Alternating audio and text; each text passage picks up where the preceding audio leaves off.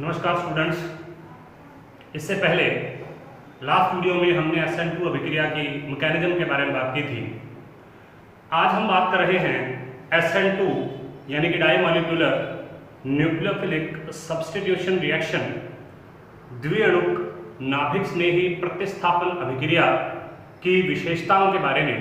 जिस तरीके से हमने SN1 में इसकी कुछ 6-7 विशेषताएं पढ़ी थी, उसी तरीके से SN2 की भी कुछ विशेषताएं होती हैं।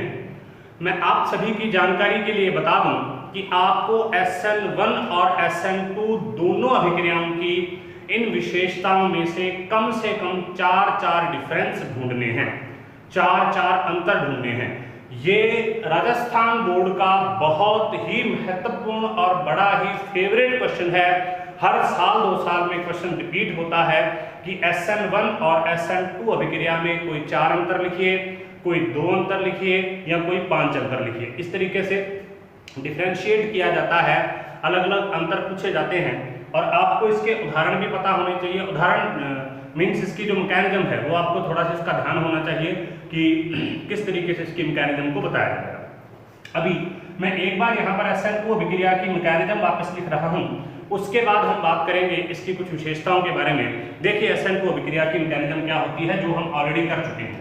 देखिए SN2 अभिक्रिया में हमने यहाँ पर लिया था एक मिथाइल क्लोराइड। मिथाइल क्लोराइड पर एक नाभिक स्नेही आक्रमण करता है और ये क्या है,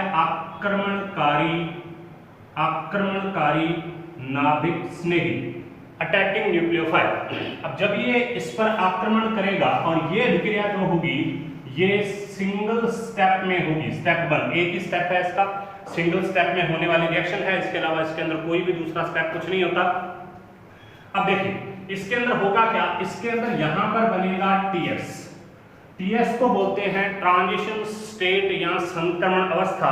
यह अत्यधिक अस्थायी अवस्था होती है, यह वेरी अनस्टेबल कंडीशन है जो कि तुरंत टूटती है, मतलब ये डीजनरेट होती है और डीजनरेट होकर एक प्रोडक्ट का फॉर्मेशन कर देती है। देखिए किस तरीके से, तो यहां पर है ये कार्बन, यहां पर न्यूक्लियोफाइल इसके साथ में जुड़ेगा और यहां पर Cl है, इसके ऊपर यहां पर H है, यहां पर H है, यहां पर H है और इसके ऊपर नेगेटिव चार्ज है। ये प्लेनर होता है, ये प्लेनर होता है और देखिए इसमें ये नेगेटिव चार्ज TS। अब देखो यहाँ पर जो TS है यह संक्रमण अवस्था है। संक्रमण अवस्था की एक विशेषता ये है, SN2 रिएक्शन है, संक्रमण अवस्था की विशेषता एक ये है कि यहाँ पर न्यूक्लियोफाइल का जुड़ना, मतलब न्यूक्लियोफाइल के साथ बॉन्ड का बनना और हैलोजन के साथ बॉन्ड का टूटना, दोनों रिएक्शंस, दोनों चीजें, दोनों प्रोसेस एक साथ संपन्न होते हैं। और कहीं ना कहीं हम ये कह सकते हैं कि कार्बन 5 वैलेंसी से, मतलब 5 संयोजकताओं से जुड़ा रहता है। वास्तविकता में कोई 5 संयोजकताएं नहीं है, ये तो केवल एक TS का प्रेजेंटेशन करने का एक तरीका होता है। तो यहाँ पर कार्बन 5 वैलेंसी से जुड़ा रहता है, इसीलिए क्या हो जाती है, अत्यधिक अस्थायी, मतलब वेरी अनस्टेबल, वेरी अनस्टेबल। और क्या होगा, अब देखिए ये अनस्टेबल है तो ये टूटेगी और टूटकर किसका फॉर्मेशन करेगी, देखिए CH and nucleophile plus Cl negative. So we can say nucleophile attached to the opposite direction of living halogen. Halogen जो है वो यहां से निकला है, मतलब अगर हम सामने से इसको देखते हैं तो जो हैलोजन होता है वो राइट हैंड साइड से निकला है, लेकिन जो न्यूक्लियोफाइल जुड़ा है वो इसके लेफ्ट हैंड साइड में जुड़ा है। तो यहाँ पर इस तरीके से प्रोडक्ट का फॉर्मेशन करता है, कंप्लीट ये प्रोडक्ट का फॉर्मेशन यहाँ पर होगा। और ये क्या है, निष्कासित होने वाला नाभिक स्नेही। देखिए ये भी क्या है, न्यूक्लियोफाइल है, ये भी न्यूक्लियोफाइल है। मैंने आपको बताया था न्यूक्लियोफाइल क्या होते हैं, या तो जिन पर नेगेटिव चार्ज हो, या न्यूक्लियोफाइल के ऊपर लोन पेयर ऑफ इलेक्ट्रॉन होना चाहिए, या उनके पास इलेक्ट्रॉन की कुछ ना कुछ इलेक्ट्रॉन उनके ऊपर ज्यादा होने चाहिए। तो न्यूक्लियोफाइल जो होते हैं वो हमेशा पॉजिटिव की तरफ अट्रैक्ट होते हैं। तो न्यूक्लियोफाइल के अंदर ये भी न्यूक्लियोफाइल है क्योंकि इस पर नेगेटिव चार्ज था, और ये भी यहाँ पर न्यूक्लियोफाइल था क्योंकि इसके ऊपर नेगेटिव चार्ज था। तो ये तो ऑलरेडी हम कर चुके हैं इसके मैकेनिज्म को, इसका मैकेनिज्म किस तरीके से होता है SN2 का, और ये सारी की सारी चीजें। सबसे पहले न्यूक्लियोफाइल इस पर अटैक करता है, एक ही स्टेप होता है इसका, हम यहाँ पर वापस लिख देते हैं सिंगल स्टेप रिएक्शन है, मतलब ये एक ही स्टेप होता है इसका, सिंगल स्टेप रिएक्शन होती है। टीएस का फॉर्मेशन होता है, ट्रांजिशन स्टेट का फॉर्मेशन होता है, और ट्रांजिशन स्टेट से तुरंत टूटेगी, बहुत फास्ट होगी रिएक्शन, इसके आगे वाली बहुत फास्ट रिएक्शन होगी, तुरंत ये टूटेगी और टूटकर किसका निर्माण करेगी, प्रोडक्ट का फॉर्मेशन करेगी, और उसके साथ में लिपिड न्यूक्लियोफाइल का निर्माण करेगी, मतलब निष्कासित होने वाले जो नाभिक स्नेही है उसका निर्माण करेगी। तो अभी हमने इसके बारे में बात की, अब हम बात कर रहे हैं इस अभिक्रिया की जो कुछ विशेषताएं होती हैं उनके बारे में, इस अभिक्रिया के जो कैरेक्टरिस्टिक्स होते हैं उसके बारे में। तो सबसे पहले और सबसे पहला कैरेक्टरिस्टिक इस अभिक्रिया को देखकर ही आपको पता चलेगा, वो ये कि SN2 reaction is a single step reaction. SN2 अभिक्रिया केवल एक ही चरण में, एक ही पद में होने वाली अभिक्रिया होती है।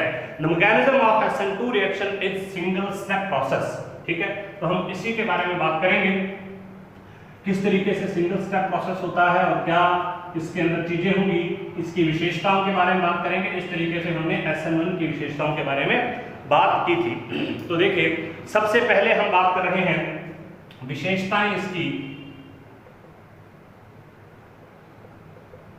या इसको बोलते हैं इसके कैरेक्टरिस्टिक्स किस तरीके से होते हैं, इसकी विशेषताएं किस तरीके से होती हैं। तो सबसे पहले यह एक पद में संपन्न होने वाली रिएक्शन है।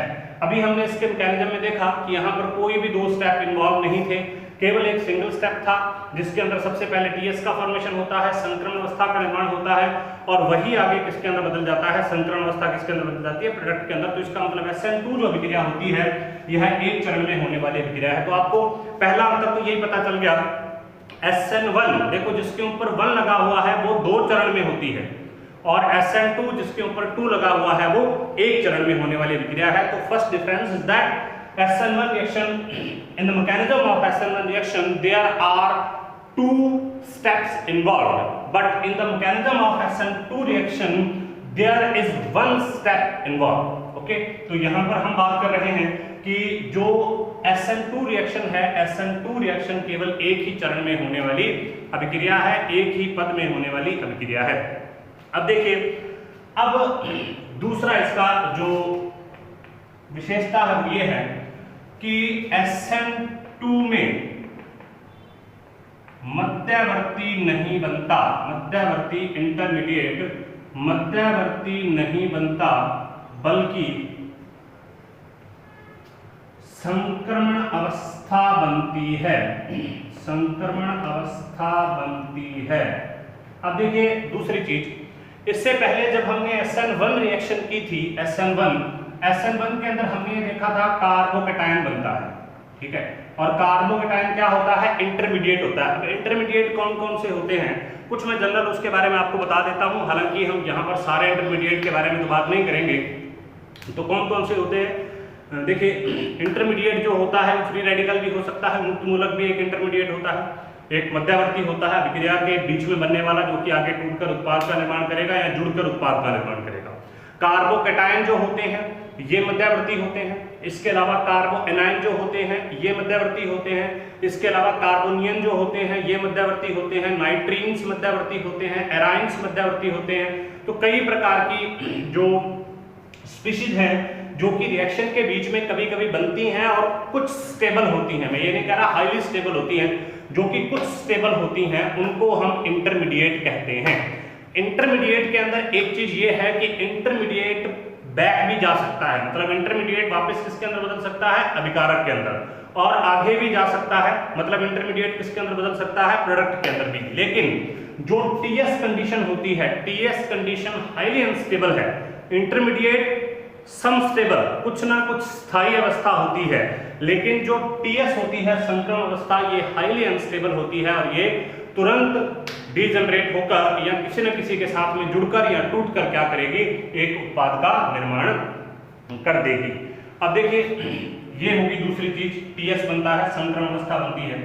उसके बाद में तीसरा जो संक्रमण अवस्था है, संक्रमण अवस्था में आक्रमणकारी नाभिक स्नेही, देखिए टीएस में आक्रमणकारी नाभिक स्नेही निष्कासित, या हम इसको लिख दें आक्रमणकारी नाभिक स्नेही हैलोजन की विपरीत दिशा से आक्रमण करता है तथा इसे पश्च आक्रमण या रियर अटैक कहते हैं, रियर अटैक या बैक साइड अटैक कहते हैं। तो देखिए यहां पर अगर हम बात करें SN2 रिएक्शन में, तो देखिए क्या था SN2 रिएक्शन में, अभी मैंने आपको यहाँ पर जो इसकी ट्रांजिशन स्टेट थी वो बताई थी कि ये है हमारे पास इसकी ट्रांजिशन स्टेट इस तरीके से। तो यहाँ पर तो निकलने वाला ग्रुप है और यहाँ पर जुड़ने वाला ग्रुप है।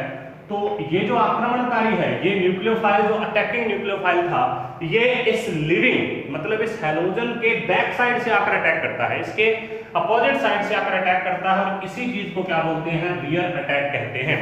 जबकि SN1 रिएक्शन में जुड़ने वाला ग्रुप, SN1 रिएक्शन में जुड़ने वाला न्यूक्लियोफाइल इस तरफ भी जुड़ सकता है और इस तरफ भी जुड़ सकता है, जबकि इसमें क्या होगा, बिल्कुल इसके बैक साइड में जुड़ेगा, जिसको हम पश्च आक्रमण या रियर अटैक कहते हैं।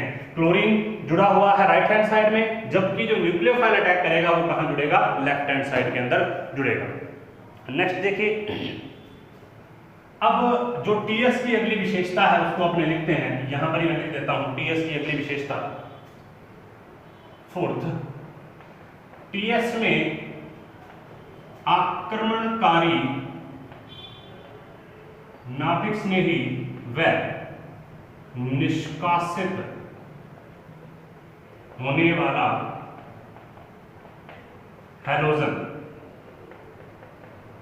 एक साथ जुड़े रहते हैं। देखिए ये टीएस है और इसके अंदर देखिए ये आक्रमणकारी नाभिक स्नेही है, ये भी कार्बन से जुड़ा हुआ है, और ये निष्कासित होने वाला हैलोजन है, ये भी कार्बन से जुड़ा है, ये दोनों एक साथ जुड़े हुए हैं। ठीक है, तो इसका मतलब जो टीएस होती है उसमें आक्रमणकारी नाभिक स्नेही और निष्कासित होने वाला हैलोजन एक साथ जुड़े रहते हैं, इसीलिए ये जो अवस्था होती है ये अत्यधिक अस्थायी प्रकार की अवस्था होती है, हाईली अनस्टेबल कंडीशन होती है। अब देखिए ऐसा होता क्यों है, ऐसा इसलिए होता है क्योंकि बंध टूटना व बंध बनना एक साथ संपन्न होता है। अब देखिए इसको समझिए, होता क्या है, यहां से ये वाला बॉन्ड तो टूट रहा है इसलिए ये बॉन्ड कमजोर हो गया, और ये वाला बॉन्ड बन रहा है इसलिए ये बॉन्ड थोड़ा सा स्ट्रांग हो गया। तो टीएस या संक्रमण अवस्था में पुराने बंध का टूटना, ओल्ड बॉन्ड का ब्रेकेज और न्यू बॉन्ड की फॉर्मेशन मतलब नए बंध का बनना, दोनों प्रोसेस एक साथ ही होते हैं। इसीलिए जो ट्रांजिशन स्टेट है उसमें कार्बन के साथ आक्रमणकारी नाभिक स्नेही और लिविंग न्यूक्लियोफाइल दोनों ही जुड़े रहते हैं। नेक्स्ट देखिए, अगला जो इसके अंदर है वो क्या है, अभिक्रिया का वेग। अभिक्रिया के वेग के बारे में जब हम बात करें तो हमने क्या देखा था, जब हमने इस रिएक्शन को स्टार्ट किया, सबसे पहले तो मैं सभी के बारे में बात करता हूं। यह एक चरण में संपन्न होने वाली, एक पद में संपन्न होने वाली अभिक्रिया है। SN2 अभिक्रिया में कोई मध्यवर्ती नहीं बनता, केवल संक्रमण अवस्था का निर्माण होता है। ट्रांजिशन स्टेट में आक्रमणकारी नाभिक स्नेही हैलोजन की विपरीत दिशा से आक्रमण करता है, ये हमने यहाँ पर देखा, जिसे हम क्या कहते हैं, पश्च आक्रमण, रियर अटैक या बैक साइड अटैक कहते हैं। और जो ट्रांजिशन स्टेट होती है उसमें आक्रमणकारी नाभिक स्नेही और निष्कासित होने वाला हैलोजन एक साथ जुड़े रहते हैं, और ऐसा इसलिए होता है क्योंकि बॉन्ड का टूटना, ये वाला बॉन्ड टूट रहा है, और बॉन्ड का बनना, ये वाला बॉन्ड बन रहा है।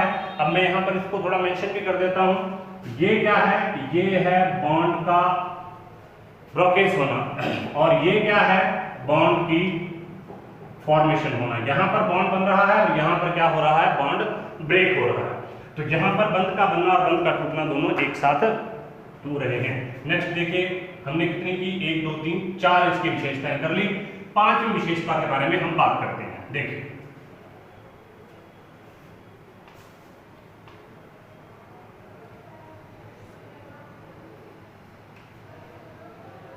अब देखिए पांचवी जो उसकी विशेषता है वो क्या है, वो ये है, सबसे पहले मैं क्या कर रहा हूं कि रेट ऑफ रिएक्शन को बोलते हैं अभिक्रिया का वेग। अभिक्रिया का वेग यहां पर कितने क्रियाकारकों की सांद्रता पर निर्भर करता है, 2 क्रियाकारकों की। अभिक्रिया का वेग 2 क्रियाकारकों की या रिएजेंट्स की, जिसमें एक सबस्ट्रेट होता है, एक रिएजेंट होता है, कि सांद्रता पर निर्भर करता है। तो इसका मतलब जो अभिक्रिया का वेग है, रेट ऑफ रिएक्शंस है, ये किस पर निर्भर करेगा, 2 क्रियाकारकों की सांद्रता पर निर्भर करेगा, और इसीलिए इसको क्या बोलते हैं, विअणुक या SN2। मतलब ऐसी नाभिक स्नेही प्रतिस्थापन अभिक्रिया जिसमें अभिक्रिया का वेग मतलब रेट ऑफ रिएक्शन 2 अभिकारकों की सांद्रताओं पर निर्भर करता है, जिसमें से एक क्रियाधार होता है और एक रिएजेंट होता है। जो अटैकिंग मॉलिक्यूल है उसको रिएजेंट बोलते हैं, उस पर निर्भर करता है, उसे हम क्या कहते हैं, SN2। तो ROR किस पर निर्भर करेगा, एक तो RX की सांद्रता पर, एल्काइल हैलाइड की सांद्रता पर, और एक किस पर निर्भर करेगा, Nu- की सांद्रता पर। क्योंकि इसका कारण क्या है, इसका कारण है अभिक्रिया का एक ही चरण में होना। क्योंकि अभिक्रिया एक ही चरण में होती है तो वही चरण क्या होगा, वही चरण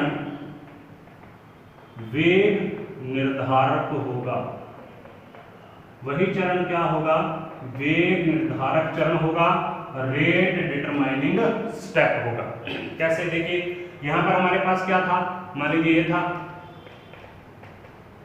इसके साथ में क्या हुआ, एक यहाँ पर H लगा हुआ था, सॉरी यहाँ पर एक Cl लगा हुआ था, इसके साथ में न्यूक्लियोफाइल ने अटैक किया और किसका फॉर्मेशन हो गया, एक ट्रांजिशन स्टेट का फॉर्मेशन हो गया, यहाँ पर Nu और यहाँ पर Cl, ट्रांजिशन स्टेट का फॉर्मेशन हो गया। ठीक है, तो देखिए ये सिंगल स्टेप है, इसी स्टेप में ही हम जो एल्किल हैलाइड है उसका यूज कर रहे हैं, और इसी स्टेप के अंदर हम एक न्यूक्लियोफाइल को ऐड कर रहे हैं, और सिंगल स्टेप रिएक्शन होने के कारण यही स्टेप क्या होगा, यही स्टेप RDS होगा।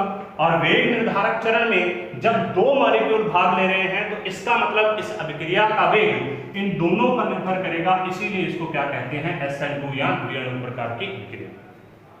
तो अभी तक हमने 3-4 चीजों के बारे में बात की है। 5वीं चीज जो अभी हम कर रहे हैं उसके बारे में हमने बात की है। सबसे पहले एक चरण में कंप्लीट होने वाली प्रक्रिया है, दूसरी जिसमें मध्यवर्ती नहीं बनता, संकरण अवस्था बनती है। तीसरी, संकरण अवस्था में जो अटैकिंग न्यूक्लियोफाइल है, आक्रमणकारी नाभिक स्नेही है, वो हैलोजन के विपरीत दिशा से जुड़ता है, जिसे पश्च आक्रमण कहते हैं।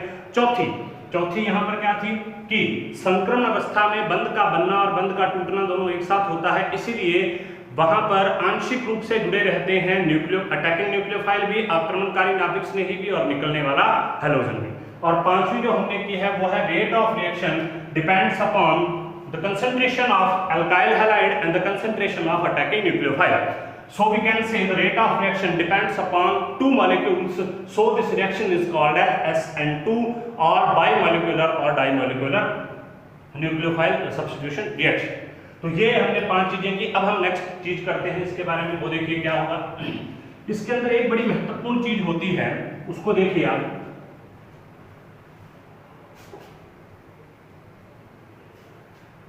देखिए वो सबसे महत्वपूर्ण चीज क्या है, छठी चीज, वो है विन्यास का प्रतिपन्न। इसके अंदर क्या पाया जाता है, विन्यास का प्रतिपन्न।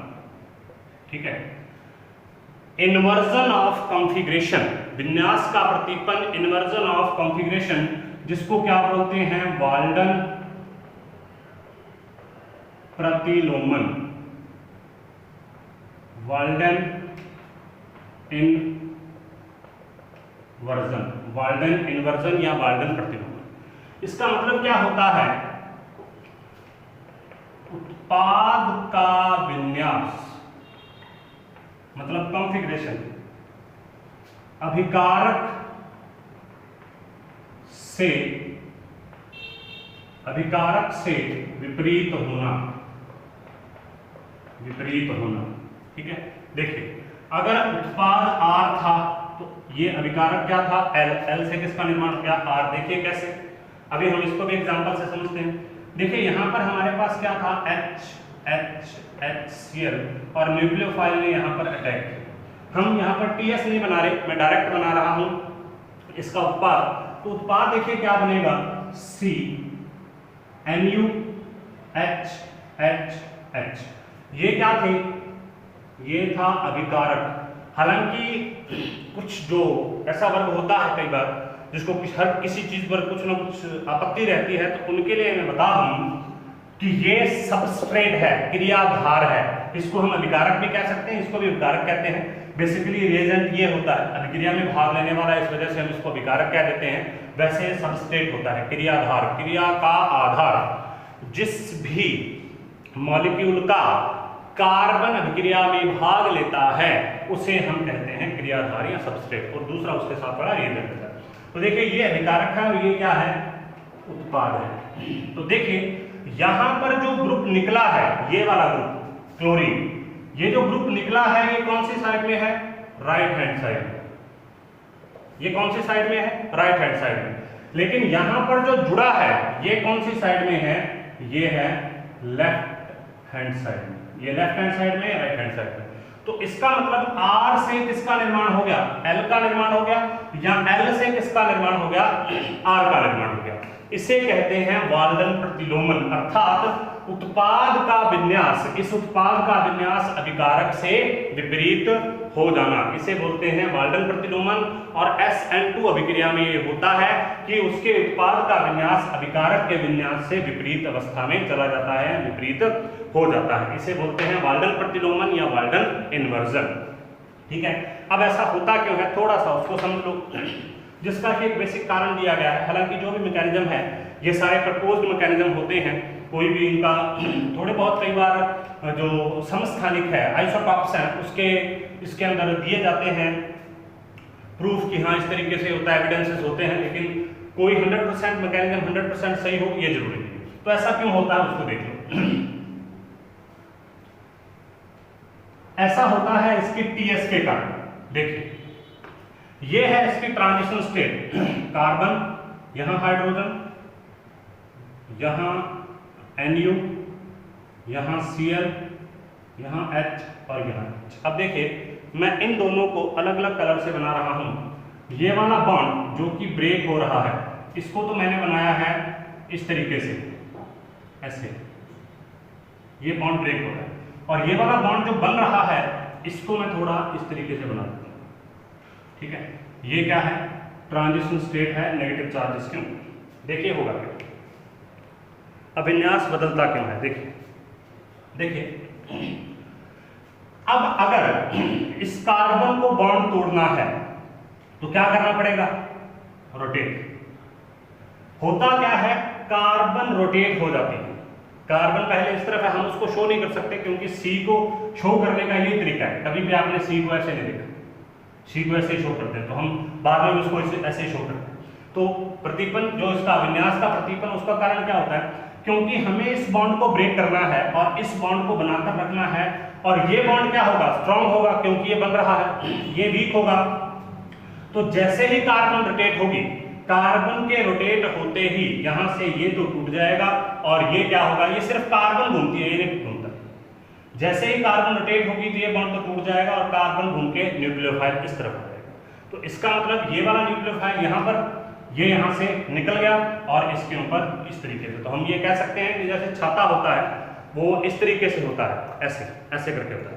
लेकिन जब हम इसको खोल दें, ऐसे उल्टा कर दें, ऐसे करके, तो वही चीज होगी। पहले अगर मैं मान के चलूं कि कार्बन जो होती है कार्बन का मुंह इस तरीके से होता है, ठीक है, ऐसे।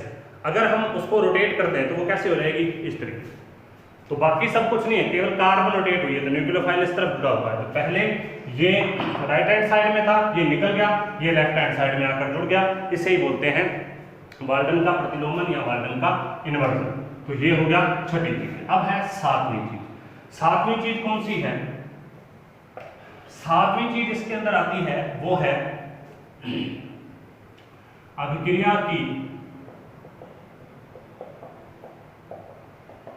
क्रियाशीलता, रिएक्टिविटी ऑर्डर, क्रियाशीलता क्रम, रिएक्टिविटी ऑर्डर। तो देखिए वो क्या होगा, CH3Cl सबसे ज्यादा, उसके बाद में CH3, ये देखिए ये क्या है 1 डिग्री, उसके बाद 1 डिग्री, उसके बाद में CH3 2 डिग्री, और उसके बाद में CH3 Cl 3 डिग्री। तो SN2 जो रिएक्शन है, SN2 रिएक्शन का रिएक्टिविटी ऑर्डर ये होगा, सबसे ज्यादा रिएक्टिव होगा मिथाइल क्लोराइड, उसके बाद रिएक्टिव होगा 1 डिग्री, उसके बाद होगा 2 डिग्री, उसके बाद होगा 3 डिग्री। उसका रीजन क्या है? उसका रीजन होता है त्रिविम बाधा। त्रिविम बाधा जिसको स्टीरिक हिंड्रेंस बोलते हैं, त्रिविम बाधा बोलते हैं। इसी कारण इसका जो विन्यास है वो SN1 से विपरीत होता है। SN1 का ये विन्यास होता है, ये SN1 का रिएक्टिविटी ऑर्डर है। और उसका कारण क्या होता है? उसका कारण होता है कार्बोकेटाइन का स्थायित्व, कार्बोकेटाइन का स्थायित्व। जबकि जो 2 डिग्री है ये SN1 का है, ये SN2 का है, और इसका कारण क्या होता है? इसका कारण है त्रिविम बाधा। अब ये त्रिविम बाधा क्या होती है, इन सब के बारे में हम बाद में कभी बात करेंगे कि त्रिविम बाधा कहीं और आएगी, उसके बारे में बात करेंगे। आपको सिर्फ एक चीज याद रखनी है कि SN2 और SN1 का जो रिएक्टिविटी ऑर्डर होता है, क्रियाशीलता का क्रम एक दूसरे के जस्ट विपरीत होता है। SN2 के लिए जो रीजन आता है त्रिविम बाधा, स्टीरिक हिंड्रेंस, और जो SN1 है उसके लिए रीजन आता है कार्बोकेटाइन का स्थायित्व। तो आज हमने SN2 अभिक्रिया जो है उसके बारे में विस्तार से बात की है, उसके मैकेनिज्म के बारे में बात की है, इन सभी चीजों के बारे में बात की है। अब आपको एक छोटी सी चीज मैं और बता दूं, जिससे कि ये सारी की सारी जो न्यूक्लियोफिलिक सब्स्टिट्यूशन रिएक्शंस हैं ये कंप्लीट हो जाएं, उसको आपको ध्यान रखना है। और ये गोल्डन पॉइंट है यहाँ का कि अगर 3 डिग्री RX हो तो वो कौन सी रिएक्शन करेगा? SN1 करेगा। अगर 1 डिग्री RX हो या अकेला RX हो, मतलब ऐसा हो CH3X, तो ये क्या करेगा? SN2 करेगा। और अगर 2 डिग्री RX हो, ठीक है, तो ये क्या कर सकता है? ये SN1 भी कर सकता है, SN2 भी कर सकता है। ये क्या करेगा? SN1 भी करेगा, दोनों चीजें कर सकता है, SN1 या SN2। और डिपेंड किस पर करता है? न्यूक्लियोफाइल की प्रकृति, और इस पर डिपेंड करता है विलायक की प्रकृति। कई बार यहां पर हम 1 डिग्री RX को भी जोड़ देते हैं। अब आपको एक बात तो हमेशा क्लियर करनी है कि अगर आपके पास में ये हो, मतलब CH3X हो, तो CH3X तो SN2 ही करेगा, और 3 डिग्री RX हो तो SN1 करेगा। 1 डिग्री और 2 डिग्री SN1 SN2 दोनों कर सकते हैं। और ये डिपेंड किस पर करता है? न्यूक्लियोफाइल की प्रकृति, नेचर ऑफ न्यूक्लियोफाइल, और विलायक की प्रकृति, नेचर ऑफ सॉल्वेंट पर। तो आज हमने इसके बारे में बात की। नेक्स्ट हम जो वीडियो होगी उसके अंदर हम एलिमिनेशन रिएक्शन के बारे में बात करेंगे। धन्यवाद।